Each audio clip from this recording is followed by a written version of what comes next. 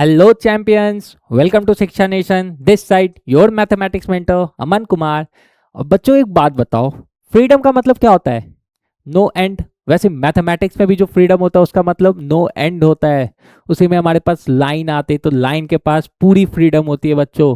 रे के पास half freedom होती है और लाइन सेगमेंट के पास बिल्कुल भी फ्रीडम नहीं होती है। जैसे आपके पास आपको बिल्कुल भी फ्रीडम नहीं है कि क्या आप स्कूल जाओगे, फिर स्कूल से आके फिर ट्यूशन पढ़ोगे, है ना, उसके बाद होमवर्क करो, फिर खेलो, तो आपके पास फ्रीडम नहीं। वैसा ही लाइन सेगमेंट है, उसके पास बिल्कुल भी फ्रीडम नहीं है। तो बच्चों आप बताओ कमेंट बॉक्स में कि किसके पास सबसे ज्यादा फ्रीडम है अभी। ठीक है, चलो आगे देखते हैं हम कि लाइन क्या होता है बच्चों। तो लाइन लाइन के पास ना ही बिगिनिंग पॉइंट होता है ना ही एंड पॉइंट होता है। ठीक है, वो दोनों डायरेक्शन में कहीं भी जा सकता है, कितनी भी दूर जा सकता है। उसके पास पूरी फ्रीडम है कि वो कहीं भी जाए, दोनों डायरेक्शन में किसी और भी जाए। ठीक है, कहीं भी एक्सटेंड करे दोनों डायरेक्शन में, कोई दिक्कत नहीं है। जैसे देखो यहाँ पे लाइन क्या है बच्चों, यहाँ पे देखो ये लाइन है ए बी। ये क्या कह रहा है कि ये दोनों डायरेक्शन में मूव कर सकता है। ठीक है, इसके पास पूरी फ्रीडम है कि ये दोनों डायरेक्शन में मूव कर सकता है। लेकिन जब हम लाइन सेगमेंट की बात करते हैं तो उसका फिक्स्ड एंड पॉइंट होता है। क्या होता है बच्चों? फिक्स्ड एंड पॉइंट होता है। जब हमें बोला जाए कि 5 सेंटीमीटर ड्रॉ करो तो वो क्या होता है? लाइन सेगमेंट होता है। तो हम क्या करते हैं? 5 सेंटीमीटर का एक लाइन सेगमेंट ड्रॉ करते हैं। उसका क्या होता है? दो एंड पॉइंट होता है ना बच्चों, ए बी। इसका क्या होता है? दो एंड पॉइंट होता है। तो वैसे ही आप अपने स्कूल में बेंच डेस्क देखते होगे, उसका भी कुछ एंड पॉइंट होता है ना। सारे बेंच डेस्क का एक ही एंड पॉइंट होता है, सबका सेंटीमीटर जो होगा मेजर करेंगे तो सेम होता है ना। तो जिसका भी एंड पॉइंट हो वो क्या होता है? लाइन सेगमेंट होता है, जिसके पास बिल्कुल भी फ्रीडम नहीं होता है। लेकिन जब हम रे की बात करते हैं बच्चों, जब हम रे की बात करते हैं उसके पास हाफ फ्रीडम रहता है। कैसे सर हाफ फ्रीडम रहता है? क्योंकि देखो वो एक साइड से ना कितनी भी दूर जा सकता है, उसका बस एक एंड पॉइंट होता है। ये वाला जो है ये वो उसका क्या है? ये वाला उसका एक एंड पॉइंट है और वो कितनी भी दूर जा सकता है बच्चों। ठीक है, तो रे के पास सिर्फ एक एंड पॉइंट होता है और वो एक साइड से कितनी भी दूर जा सकता है। ठीक है, इसलिए हम बोलते हैं कि रे के पास हाफ फ्रीडम है। ठीक है, चलो अब देखते हैं बच्चों एंगल क्या होता है सर। तो एंगल जब दो रेज एक कॉमन पॉइंट पे मिलती है। देखो ये दो रे हुआ, ये दो रेज हुए, देखो मैंने हाथ में कैसे दो रेज बनाए और इनका एक कॉमन पॉइंट है बीच में जहां पे ये मिल रहे हैं, वो क्या है? इनका कॉमन पॉइंट है। तो जब भी दो रेज एक कॉमन पॉइंट पे मिलती है वो क्या है? उसे क्या बोलते हैं? हम एंगल बोलते हैं। तो देखो बच्चों यहाँ पे दो रेज हैं और एक कॉमन पॉइंट पे ये मिल रहे हैं, तो इसे क्या बोलते हैं? हम एंगल बोलते हैं। और यहाँ पे जो एंगल फॉर्म हो रहा है वो क्या हो रहा है? P O Q. जो देखो कैसे हम एंगल को लिखेंगे, यहाँ पे पहले P है तो पहले P लिखेंगे एंगल में, उसके बाद O बीच में आता है तो बीच में क्या आएगा? O आएगा और उसके बाद बच्चों Q आएगा। तो एंगल क्या होता है? जब भी दो रेज एक कॉमन पॉइंट पे मिलती है तो क्या फॉर्म होता है? एंगल फॉर्म होता है। ठीक है, लेट अस सपोज बच्चों ये एक रे हुआ और फिर ये एक रे हुआ, तो ये क्या दो दो रे यहाँ पे कॉमन पॉइंट पे मिली, तो यहाँ पे क्या एक एंगल फॉर्म हुआ 30 डिग्री। ठीक है, तो ऐसे ही एंगल फॉर्म होते हैं बच्चों। फिर देखो क्या आता है? टाइप्स ऑफ एंगल्स की बारी आती है। टाइप्स ऑफ एंगल में क्या होता है? Acute angle. एक्यूट एंगल क्या होता है बच्चों? जिसका मेजर 90 डिग्री से कम हो, 0 से 90 डिग्री के बीच में जिसका मेजर हो उसे हम एक्यूट एंगल बोलते हैं। मीन 0 से ग्रेटर होना चाहिए और 90 से छोटा होना चाहिए। बच्चों 90 से छोटा होने का मतलब 89 तक जाना चाहिए। एक्यूट एंगल कहाँ तक जाता है? 89 डिग्री तक जाते हैं। उसके बाद जब 90 डिग्री की बात होती है तो वो क्या होता है? राइट एंगल होता है। क्या होता है?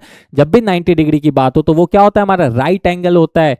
ठीक है, तो राइट एंगल एक ऐसा एंगल है जो कि 90 डिग्री फॉर्म करता है। ठीक है, स्ट्रेट राइट एंगल क्या करता है? 90 डिग्री फॉर्म करता है बच्चों। ठीक है, आगे देखते हैं। उसके बाद बात आती है बच्चों ऑब्ट्यूज एंगल की।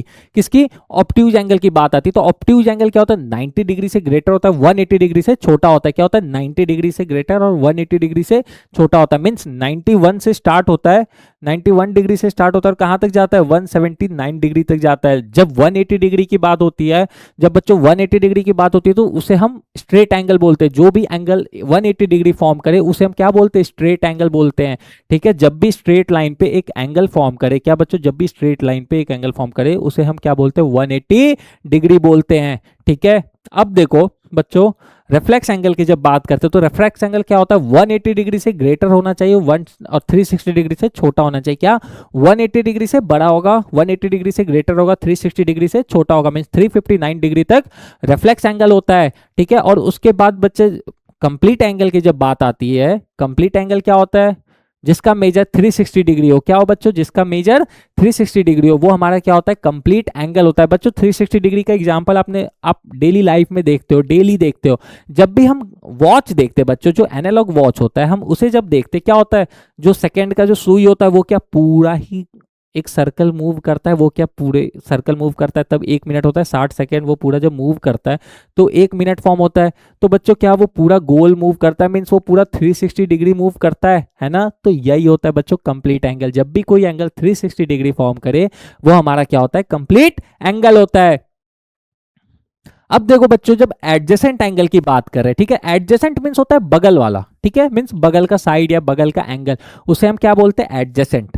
ठीक है, तो जैसे देखो, अब ये वाला जो बच्चों, ये वाला जो रे है ए ओ बी, और देखो उसके बाद देखो बच्चों यहाँ पे ए ओ डी का एडजेसेंट कौन है, एंगल ए ओ डी का एडजेसेंट कौन है बच्चों, डी ओ बी है। एंगल ए ओ डी,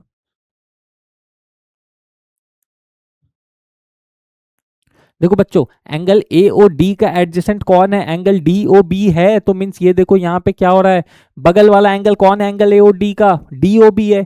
तो ये क्या हुआ, इसका एडजेसेंट हुआ, मीन्स बगल वाला एंगल हुआ। ठीक है, जब एडजेसेंट साइड की बात करेंगे तो एडजेसेंट साइड मतलब बगल वाला साइड। ठीक है, तो देखो इसमें क्या होता है बच्चों कि ये एक कॉमन आर्म शेयर करते, देखो यहाँ पे ओ डी जो है इनका एक कॉमन आर्म है, मीन्स कॉमन आर्म है ना, ये ओ डी जो है ये इनका क्या है, कॉमन आर्म है ना। जैसे देखो angle A O D, angle A O D में भी ओ डी आएगा, और एंगल डी ओ बी में भी क्या आएगा, ओ डी आएगा ही आएगा। और उसके बाद देखो इनका जो वर्टेक्स है ये भी कॉमन है ना, एंगल ए ओ डी और एंगल डी ओ बी का वर्टेक्स क्या है, कॉमन है, यहाँ भी ओ है यहाँ भी ओ है, तो इनका वर्टेक्स भी कॉमन होगा और एक आर्म भी कॉमन होता है। ठीक है, चलो बच्चों आगे देखते हैं, अब लीनियर पेयर के बारे में देखते हैं। तो बच्चों लीनियर पेयर क्या होता है, लीनियर मींस बच्चों जब स्ट्रेट लाइन पे, लीनियर मींस क्या होता है, स्ट्रेट, जब बच्चों स्ट्रेट लाइन पे दो एंगल फॉर्म होता है वो 180 डिग्री फॉर्म करे, क्या देखो बच्चों ये वाला एंगल और ये वाला एंगल मिलके कितना फॉर्म करे, 180 डिग्री फॉर्म करे। मींस बच्चों angle P O Q and angle P O R कितना फॉर्म करेगा, 180, means angle P O Q plus angle P O R is equals to क्या होगा, 180 डिग्री होगा। तो ये आपका क्या हो जाएगा बच्चों, लीनियर पेयर होगा। क्या होगा, ये आपका लीनियर पेयर होगा। तो लीनियर पेयर क्या होता है, जब भी एक स्ट्रेट लाइन पे दो एंगल फॉर्म करता है, क्या, जब भी बच्चों एक स्ट्रेट लाइन पे दो एंगल फॉर्म करता है और वो 180 डिग्री के इक्वल हो, वो हमारा क्या होता है, लीनियर पेयर होता है। ठीक है, चलो आगे देखते हैं बच्चों। अब क्या आता है, कॉम्प्लीमेंट्री एंगल आता है। तो सर कॉम्प्लीमेंट्री एंगल क्या होता है बच्चों, कॉम्प्लीमेंट्री एंगल होता है ना जब भी दो एंगल मिलकर 90 डिग्री फॉर्म करे, कितना 90 डिग्री फॉर्म कर रहा हो, वो हमारा क्या होता है, कॉम्प्लीमेंट्री एंगल होता है। दो एंगल मिलके भी 90 डिग्री फॉर्म कर सकता है। देखो ये 60 और ये 30, ये दोनों क्या मिलके फॉर्म कर रहे हैं, 60 प्लस 30 क्या हो जाएगा, 90 डिग्री। 60 और 30 मिलकर क्या फॉर्म कर रहा है, 90 डिग्री। तो ये क्या हो जाएगा, हमारा कॉम्प्लीमेंट्री एंगल होगा। तो बच्चों क्या ये एडजेसेंट एंगल हो सकते हैं, नहीं हो सकते। क्यों, क्योंकि सर हमने देखा था एडजेसेंट एंगल में क्या होता है सर, कॉमन आर्म होता है और कॉमन वर्टेक्स होता है। देखो यहाँ पे अगर यही लाइन एक ये 60 होता और ये 30 होता तब यहाँ पे ये हम बोल सकते थे कि ये एडजेसेंट एंगल फॉर्म करेगा, लेकिन यहाँ पे ना ही कॉमन आर्म है ना ही कॉमन वर्टेक्स है, तो ये एडजेसेंट एंगल फॉर्म कर ही नहीं सकता है। ठीक है सर, ओके बच्चों, चलो अब देखो बच्चों क्या आती है, सप्लीमेंट्री एंगल की बारी आती है। तो सप्लीमेंट्री एंगल क्या होता है, जब भी दो एंगल मिलके कितना फॉर्म करे, जब भी बच्चों दो एंगल मिलके 180 डिग्री फॉर्म करे, वो हमारा क्या होता है, सप्लीमेंट्री एंगल होता है। ठीक है, देखो अब ये देखो यहाँ पे अगर हम यहाँ पे ए ओ बी सी दे, ठीक है, तो एंगल ए ओ सी का एडजेसेंट कौन होगा, एंगल ए ओ सी का एडजेसेंट बच्चों कौन होगा, एंगल बी ओ सी होगा। एंगल ए ओ सी का एडजेसेंट कौन होगा, एंगल बी ओ सी होगा। और ये दोनों मिलके बच्चों क्या बनाएगा, 180 डिग्री बनाएगा। 120 degree plus 60 degree is equals to क्या होता है, 180 डिग्री बच्चों। ठीक है, तो ये जब भी कोई दो एंगल मिलके 180 डिग्री बनाए उसे क्या बोलते हैं हम, सप्लीमेंट्री एंगल बोलते हैं। ठीक है, देखो बच्चों अब देखो ये और ये एडजेसेंट होगा, नो सर नहीं होगा। क्यों, क्योंकि इनके पास ना ही कॉमन वर्टेक्स है और ना ही कॉमन आर्म है। ठीक है, चलो लेकिन ये सप्लीमेंट्री एंगल होंगे, क्या ये सप्लीमेंट्री एंगल होंगे बच्चों। ठीक है, क्यों, क्योंकि इसका कितना मेजर है, 110 डिग्री और इसका मेजर 70 डिग्री है, तो ये सप्लीमेंट्री एंगल तो होंगे ही। और उसके बाद देखो ये 120 डिग्री और ये 60 डिग्री, देखो ये लीनियर पेयर भी फॉर्म कर रहा है। बच्चों ये लीनियर पेयर भी फॉर्म कर रहा है। लीनियर पेयर क्या था, स्ट्रेट लाइन पे जब दो एंगल मिलके 180 डिग्री बनाए, यहाँ पे एक एंगल 120 डिग्री बना रहा है और दूसरा एंगल 60 डिग्री बना रहा है, तो वो क्या होगा, 180 डिग्री के इक्वल होगा। चलो आगे देखते हैं बच्चों। अब क्या आता है, vertical opposite angle. Vertical means बच्चों, वर्टिकल लाइन आपको पता है क्या होता है। तो देखो बच्चों वर्टिकल, ठीक है, ये वर्टिकल जो लाइन है, अब इनका क्या है, ऑपोजिट एंगल इक्वल होता है। क्या होता है इनका ऑपोजिट एंगल, मीन्स देखो बच्चों यहाँ पे एंगल 1 का ऑपोजिट कौन है, एंगल 3 है, तो एंगल 1 किसके इक्वल होगा, एंगल 3 के इक्वल होगा।